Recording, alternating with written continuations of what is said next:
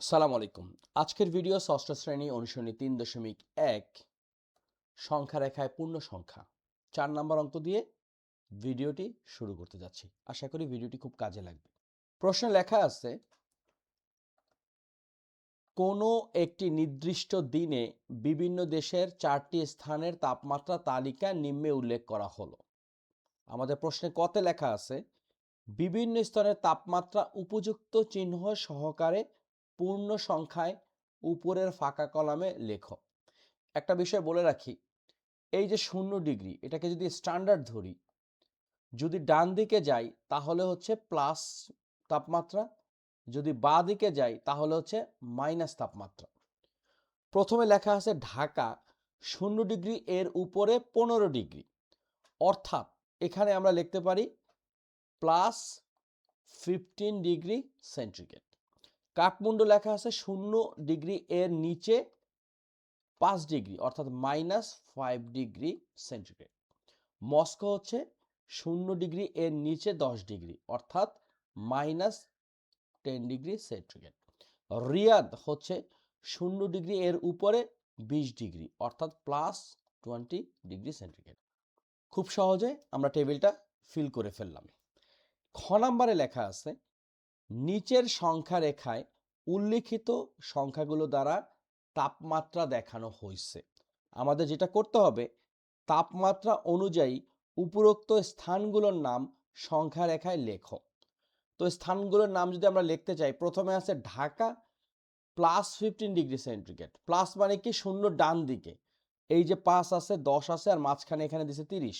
আমরা একটা কাজ করতে পারি, এই 10-এর পরে এই জায়গাটাতে লিখতে পারি 15 ডিগ্রি, এখানে লিখতে পারি 20 ডিগ্রি, এখানে লিখতে পারি 25 ডিগ্রি। তাহলে 10, 15, 20, 25, 30 হয়ে গেল। ঢাকা কত? 15 ডিগ্রি।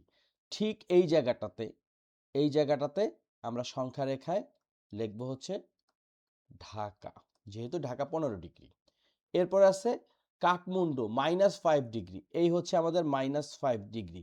এই যে -5 ডিগ্রি, এটা হচ্ছে আমাদের কাঠমান্ডু। তোমরা যখন খাতায় লিখবা এটা তখন আরেকটু সুন্দর হবে। কাঠমান্ডু হচ্ছে -5 ডিগ্রি। তারপরে কি আছে? মস্কো -10 ডিগ্রি, এই হচ্ছে আমাদের -10 ডিগ্রি। এটা কত? এটা হচ্ছে মস্কো। ওকে, এরপরে কাঠমান্ডু গেল, মস্কো গেল। রিয়াদ +20 ডিগ্রি, এই হচ্ছে রিয়াদ +20 ডিগ্রি, এই যে রিয়াদ। ওকে, ভেরি সিম্পল।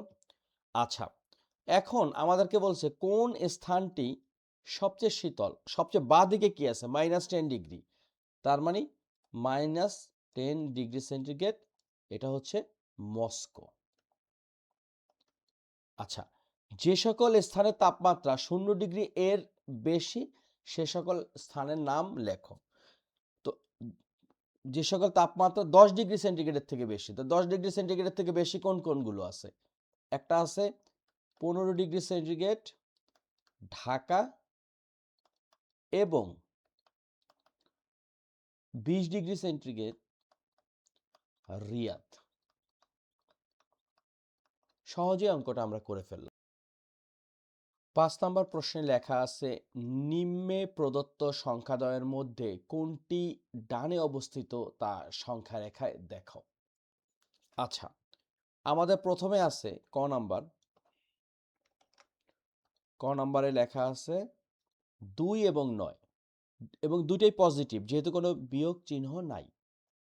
ঋণাত্মক চিহ্ন না থাকার কারণে 0 থেকে এই 2কে আমরা একটু রাউন্ড করলাম, আবার এই 9কে আমরা রাউন্ড করলাম। তো রেখা থেকে কি দেখা যাচ্ছে? রেখা থেকে দেখা যাচ্ছে যে 9 সংখ্যাটি যে গোল চিহ্নিত আছে সেটা 2 গোল চিহ্ন থেকে ডানে অবস্থিত। এটাই আমাদের কাছে জানতে চাইছে। একই লাইনে আমরা বারবার লিখবো, এই জন্য আমি যে কাজটা করতে পারি সেটা হচ্ছে গিয়ে এই যে লিখলাম। কি লেখা? যে সংখ্যা রেখা থেকে দেখা যায় যে 9 একক গোল চিহ্নিত অংশটি 2 একক গোল চিহ্নিত অংশের ডানে অবস্থিত। ওকে, তাহলে আমাদের ক নাম্বারটা ডান। এরপর আছে কি খ নাম্বার। খ নাম্বারটা লেখা আছে যে -3 -8 এই হচ্ছে 0, এই হলো আমাদের -3 আর এই হচ্ছে আমাদের -8। তাহলে বিষয়টা কি দাঁড়াচ্ছে? এই কথাটাই আবার আসবে, তাই তো? আমি এখানে আবার নিয়ে আসলাম এবং এখানে আমি জাস্ট কথাটাকে একটু ঘুরিয়ে দেই যে -3 বা 3 একক গোল চিহ্নিত অংশটি কি? -8 গোল চিহ্নিত অংশের ডানে অবস্থিত। তাহলে আমাদের ক গেল, খ গেল। এরপর হচ্ছে গ নাম্বার 0 এবং -1। আবার আমি এই জিনিসটাকে কপি করে নেই সংখ্যার এটাকে। তারপরে আমাদের কি আছে? 0, 0 তো 0ই, আর তারপরে কি -1, এই হচ্ছে -1। তাহলে কোনটা ডানে অবস্থিত? 0 ডানে অবস্থিত। তাহলে আমি শুধু লিখে রাখি এখানে, এই পুরো কথাটা একই রকমই হবে, শুধু উত্তরটা আমি লিখি 0 ডানে অবস্থিত। গ নাম্বার ডান। তারপরে হচ্ছে ঘ। ঘটাকে যদি দেখি, -11 এবং 10, তাহলে 10টা কোথায় আছে? এই যে একদম ডান দিকে। -11 কোথায়? আমরা যেহেতু এখানে -10 পর্যন্ত আছে, আমরা একটু কনসিডার করে এই জায়গাটাতে লিখলাম -11, একটা রাউন্ড দিলাম। তাহলে কোনটা ডানে? ডানে হচ্ছে 10 ডানে অবস্থিত। তবে লিখতে হবে এইগুলোর মতন। ঘ শেষ। ওমো লেখা আছে -6 এবং 6। এটা কি দাঁড়াবে? আমি করার আগে তোমরা যদি বলতে পারো কমেন্টসে, তাহলে তোমাদেরকে অনেক ধন্যবাদ। সেটা হচ্ছে যে -6টা কোথায়? এই যে হচ্ছে -6, আর হচ্ছে এই যে 6 প্লাস। কোনটা ডানে? +6 হচ্ছে ডানে, অর্থাৎ 6 ডানে অবস্থিত। এরপরে ফাইনালি চ নাম্বার কি হবে? লেখা আছে কত কত? 1 and -10। 1 এটা হচ্ছে পজিটিভ, এই হচ্ছে 1, আর -10 হচ্ছে নেগেটিভ, দিলাম মাইনাস। তাহলে কোনটা অবস্থিত? 1 ডানে অবস্থিত। খুব সহজেই অঙ্কটা করে ফেললাম। কারো কোনো প্রশ্ন থাকলে অবশ্যই কমেন্ট সেকশনে জানাবে। আমরা চেষ্টা করব এই পর্বে এই অনুশীলনীটি শেষ করতে। 6 নম্বরে লেখা আছে, নিম্নে প্রদত্ত সংখ্যাদ্বয়ের মধ্যবর্তী পূর্ণ সংখ্যাগুলোর মানের ঊর্ধ্বক্রম অনুযায়ী লেখো। আচ্ছা, এখানে আমরা যদি পারি তাহলে আমাদের সংখ্যা রেখার দরকার নেই, বাট সংখ্যা রেখাটা আমাদের হেল্প করতে পারে। যেমন প্রথম ক নাম্বারে আছে কি? 0 এবং -7। আমরা 0 গোল দাগ দিলাম, -7 গোল দাগ দিলাম। এরপরে বলছে কি? প্রদত্ত সংখ্যাদ্বয়ের মধ্যবর্তী পূর্ণ সংখ্যাগুলোর মানের ঊর্ধ্বক্রম অনুযায়ী সাজাও, অর্থাৎ ছোট থেকে বড় যেতে হবে। তাহলে কতে আমরা কি লিখতে পারি? কতে 0 এবং -7 এর মধ্যবর্তী যে সংখ্যা আছে, ছোট থেকে যদি বড় করি তাহলে হচ্ছে -6, -5, -4, -3, -2, -1।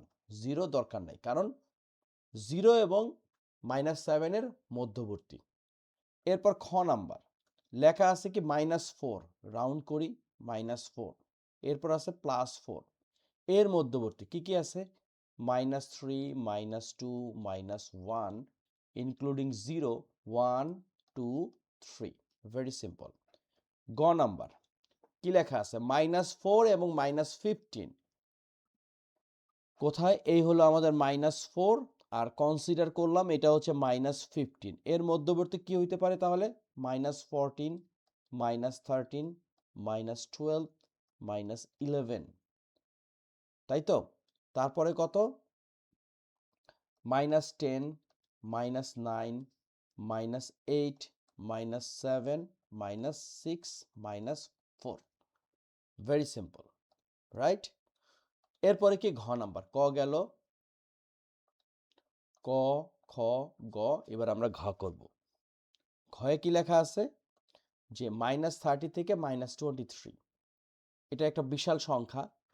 আমরা এভাবে লিখতে পারি যে -23, আমরা যদি এভাবে চিন্তা করি, এই 0 এখানে ডট ডট ডট দিলাম, প্রথমে কিন্তু -23 আসবে, কারণ 23টা -30 থেকে বড়, তার মানে আর এখানে আসবে -30, তাহলে আমরা লিখতে পারি -29, 28, অবশ্যই মাইনাস, -27, -26, -25 এবং -24, অবশ্যই মাইনাস চিহ্ন। খুব সহজে অঙ্কটা করে ফেললাম। তো এখানে আবারও বলে রাখি, it's not necessary to use straight line. সংখ্যা রেখা যে লিখতে হবে এটার কোনো বাধ্যবাধকতা নাই, কারণ এখানে সংখ্যা রেখা লেখার কোনো নিয়ম বা করতে হবে লেখা নাই, বাট সংখ্যা রেখা আমাদের কাজে লাগবে, আমরা চাইলে পেন্সিল দিয়ে ব্যবহার করতে পারি। তো 6 নম্বর অঙ্কটা ডান। 7 নম্বর অঙ্ক করার আগে একটা বিষয় একটু বুঝতে হবে যে কোন সংখ্যাটা বড়। সংখ্যা রেখায় যে সংখ্যাগুলো যত ডানে যাবে তত বড় হবে, অর্থাৎ এই যে -200 যদি থাকে তার থেকে কিন্তু 0 বড়, তাই তো? আবার এই যে -13 যদি থাকে আর শুধু যদি 1 থাকে তাহলে এই 1 কিন্তু বড়, কারণ যত ডানে যাবে তত বড়। তো আমাদেরকে বলছে যেটা, যে লিখতে ক নাম্বার 7-এর ক, -20 হতে বড় 4টি ঋণাত্মক পূর্ণ সংখ্যা লেখো। ঋণাত্মক পূর্ণ সংখ্যা লিখতে বলছে। তো আমরা যদি কনসিডার করি, এই হচ্ছে আমাদের 0, এইখানে শুরু -1, আর এখানে যদি -20 হয় তাহলে বড় কোনগুলো হবে? আমরা লিখতে পারি -20 হতে বড় 4টি পূর্ণ সংখ্যা হচ্ছে -19, -18, -17, -16, চাইলে -1ও লেখা যাবে, অসুবিধা নেই।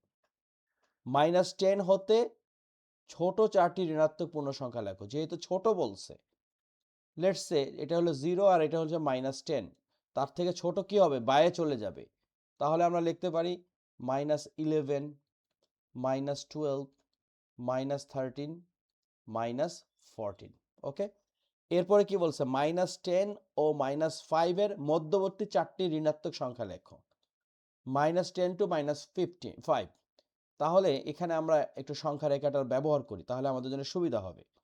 এই হচ্ছে আমাদের -10, এই হচ্ছে আমাদের -5, তাহলে উত্তরটা কি হবে? -9, -8, -7, -6। এই চারটা হচ্ছে -10 থেকে -5 পর্যন্ত মধ্যবর্তী সংখ্যা। তো 7 নম্বর অঙ্কটা ডান। এই অনুশীলনের শেষ অঙ্ক নাম্বার 8, লেখা আছে নিচের বাক্যগুলো পাশে সত্য হলে স, মিথ্যা হলে মি লেখো, মিথ্যা হলে বাকি বাক্যটি শুদ্ধ করো। আচ্ছা, প্রথম কথা, সংখ্যা রেখায় -10 এর ডানে -8।